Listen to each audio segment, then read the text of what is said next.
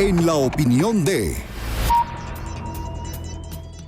Fernando Carrillo, buenos días, y que tenías justo a propósito de los topes un comentario interesante, Fer. Así es, Joaquín, fíjate que es interesante lo que dice este radioescucha, porque México es uno de los países, si no es el único, donde se usa indiscriminadamente los topes, y estos no tienen ningún fundamento legal en ninguna ley, reglamento o código para que se puedan ejercer. Realmente son medidas públicas que tratan de atenuar los accidentes, etcétera, pero que no tienen una razón de ser. La verdad es que se ha estudiado y esto incluso incrementa la contaminación, entorpece el tráfico vehicular, descompone algunos vehículos cuando estos no están pintados. En fin, sí vienen a ser realmente un desastre, pero también tenemos una baja cultura vial y que pues lamentablemente aquí en México el castigo es el que nos tiene que ir limitando la conducta que tendría que ser racional, ¿no? Pero bueno, nos falta educación vial y habrá que ver. Yo creo que vale la pena a lo mejor hacer un análisis más profundo de este tema de los topes. Pues ahí está. Vamos con tu comentario que tenías preparado, Fer. Sí, cómo no. Bueno, pues vamos a hablar del prematuro juicio de la historia para hablar, pues ahora de que termina una administración, ¿no? Y bueno, hay que hacer el balance. Ya poco se va a hacer de aquí en adelante por esta administración de Carlos Lozano. Y bueno, siempre se comenta cuando se refieren al término de gestión política o pública, al inicio o en el transcurso de esta, que las decisiones y acciones tomadas ya serán juzgadas por la historia. O románticamente se espera, ¿verdad?, que a nadie, pues, que se aplique la leyenda y si no cumplieren, que el pueblo y la Constitución se los demande, ¿no? Pero bueno, eso ya quedó en el discurso porque la verdad durante mucho tiempo pues no se hace absolutamente nada, aunque ya se empiezan a tomar algunas acciones en algunos gobiernos. Sin embargo, vemos que esto lo podemos hoy adelantar. La verdad es que ya se puede hacer un balance claro de esta administración y no tenemos que esperar a que pase mucho más tiempo. Y bueno, hay que hacer un poco de memoria y el inicio de este gobierno, el arranque incluso de la campaña política hace más de 7 años, pues se vio envuelta en el sospechosismo, porque ya había un compadrazgo y asociación política con el exgobernador de triste memoria, Luis Armando Reynoso, y esta campaña se vio empañada por lo que fue un ataque combinado y artero contra el entonces candidato del PAN, Martín Orozco Sandoval. Entonces, el aliarse como candidato del PRI con un gobernador saliente del PAN contra el candidato del PAN a la gobernatura en ese momento, pues le quitó legitimidad, ya que la diferencia en el resultado de las votaciones fue muy estrecho y además estaba marcado por una ventaja por haberlo sacado de la contienda electoral varias semanas. Sin esa ventaja judicial de por medio ni siquiera hubiera tenido oportunidad de ganar Carlos Lozano. Esta sombra trató de quitársela atacando a su aliado político, acusándolo de unas cuantas pillerías de bajo monto y perfil comparadas con la infinidad de corruptelas que a diario él y su gabinetillo cometían en su gestión, en las cuales, pues bueno, hasta la fecha pues no le han podido realmente hacer muchas cosquillas a Luis Armando Reynoso ni hacerle mucho daño, más que algunos subordinados de tercer o cuarto nivel que sí han sufrido las consecuencias de esa mala gestión de Luis Armando Reynoso. Entonces así fue un arranque bueno, bastante complicado para Carlos Lozano y se quiso legitimar pues en el ataque de su compadre. Bueno, en otra parte, pues el desarrollo económico pues es la parte más, vamos a comenzar con ella, más destacable de esta administración, porque se ha presumido como un gran logro económico y bueno, pues es realmente la decisión de Nissan de traer sus plantas de Japón hacia nuestra ciudad.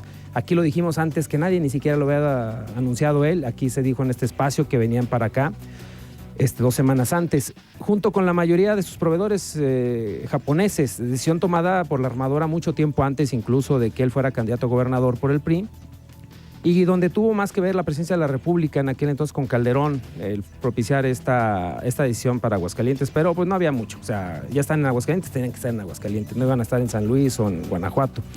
A la fecha aún están muy lejos de la promesa del empleo, de más de 60,000 trabajos creados, y que quizá ni en el largo plazo se cumplan, pero que además de haber sido prometidos, han resultado con sueldos empobrecedores, apoyados por un sindicalismo priista a modo y con sistemas outsourcing convenientes, y negociaciones abusivas contra el Estado y la ciudad. Además de oscuras y sin transparencia estas negociaciones. Digo, ahí está el caso de Kia Nuevo León, que hoy sabemos de qué tamaño eran las negociaciones con el gobernador Medina y que el Bronco echó para abajo, y que son de millones y millones de pesos, ¿verdad? Con exenciones en impuestos, etcétera, un montón de cosas. Bueno, aquí no sabemos muy bien todo, más que los 1.800 millones que el Congreso destinó para, pues a fondo perdido, apoyar a esta empresa. Bueno, ese juego de chantajes que luego hacen las armadoras o las empresas transnacionales quedaron al descubierto en Monterrey, pero aquí pues todavía no sabemos. A lo mejor después se llegan a saber. Hay una desatención a las MIPYMES.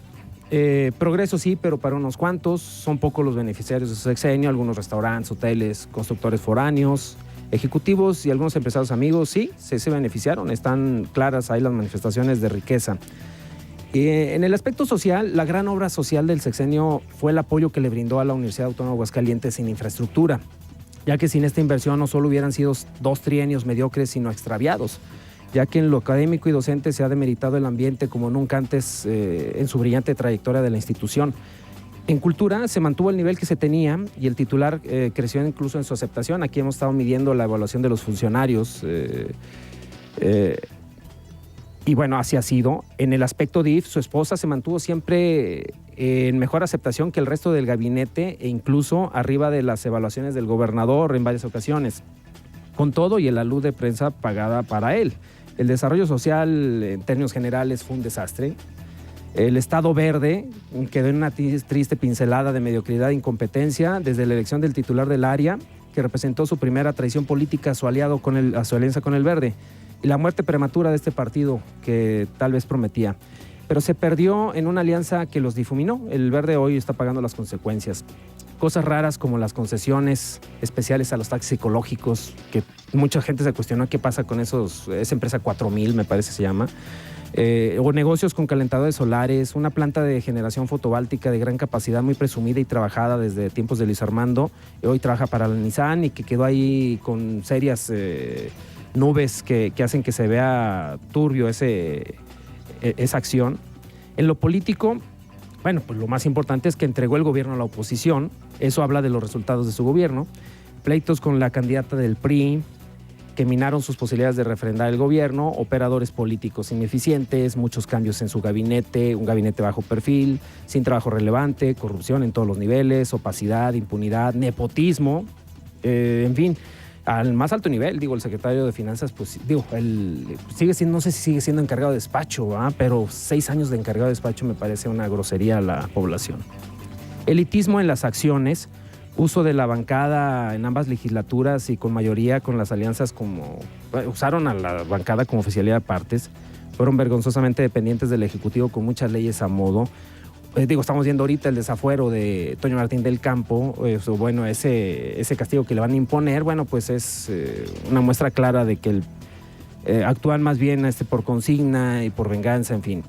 Un trato déspota a la población y a su equipo de trabajo. Le ganaron incluso fama nacional algunos desplantes que tuvo el gobernador.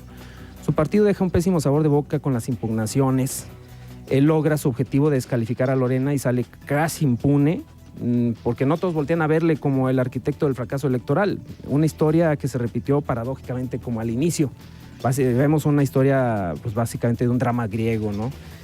Y bueno, en educación, un polémico titular foráneo que fracasa como candidato en el primer trienio del sexenio y con escándalos financieros y mediáticos contra directores de escuelas, padres de familia, sociedad. Le toca vivir con un sindicato debilitado, descabezado a nivel nacional, y le toca la fortuna de trabajar con un gremio competitivo y la implementación de la polémica y defectuosa reforma educativa. Aquí no hubo tanto problema, afortunadamente, aunque sí fue muy polémica esta gestión de educación. En cuanto a infraestructura, durante los 5 primeros años fue muy pobre, casi inexistente, poco o nulamente consensada con la población. El arreglo de la calle Galeana, que duró muchísimo tiempo y donde se dijo que él tenía una propiedad. Las obras de la Plaza de la Patria tan criticadas. Eso sí, justo pasando las elecciones también se desbordó la obra pública. Hasta pareciera que no quisiera haber hecho obra pública antes para favorecer a Lorena, ¿no? Pero la obra pública tendría que haberse hecho de todos modos antes de. Ahorita vemos mucha obra pública del gobierno, pero pues prácticamente unos meses antes de salir.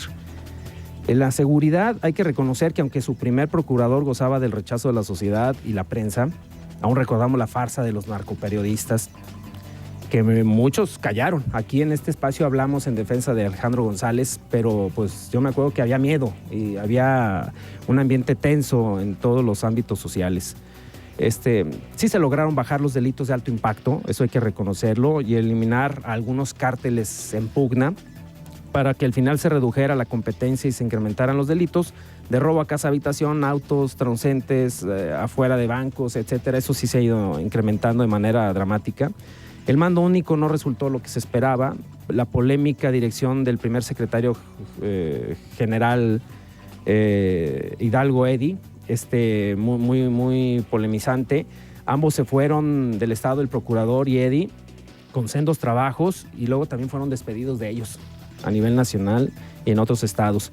En cuanto a seguridad social, la opacidad y encubrimiento de los números del sexenio anterior fue claro, muy pocos cambios y fueron para favorecer la creación de puestos a modos, como unos puestos ahí en finanzas con sueldos de más de 50,000 pesos y que no se necesitaban. Se vulneraron los fondos de los trabajadores con la complicidad del sindicato del SUTEMA. En cuanto a la comunicación fue un desastre. Sin embargo, premiaron al culpable de los mediocres resultados con otro puesto en el Canal 6. A la fecha reservaron información como confidencial de esta área, como si fueran códigos de lanzamiento de ojivas nucleares. No se sabe cuánto se gastó en prensa, ¿no? Y creo que lo metieron así como reservada la información. Entonces la opacidad es la marca de la casa. El juicio de la historia está ya aquí. Se va en un ambiente de linchamiento a otros colegas gobernadores priistas y uno del PAN, sin el reconocimiento más que de su incansable labor de promotor económico, que sí se le reconoce por propios y extraños. Tal vez no superó el principio de Peter de ser el mejor secretario de Desarrollo Económico que tiene el Estado. Deja el Estado enganchado con compromisos con empresas extranjeras que poco contribuyen al bien común y sí mucho a los intereses transnacionales. En fin, pues hay muchas más cosas que hablar. Esto es a lo mejor algo de lo que resalta de este análisis. Interesante, Fernando. Tu contacto, por favor. Y como no, estamos en Fernando Carrillo L en YouTube, en fernandocarrillo.net, en internet y en el 915-2831 en horarios de oficina. Pues ahí está. No hay tiempo para más. Muchas gracias, Fernando. Gracias. 8:56, nos tenemos que despedir.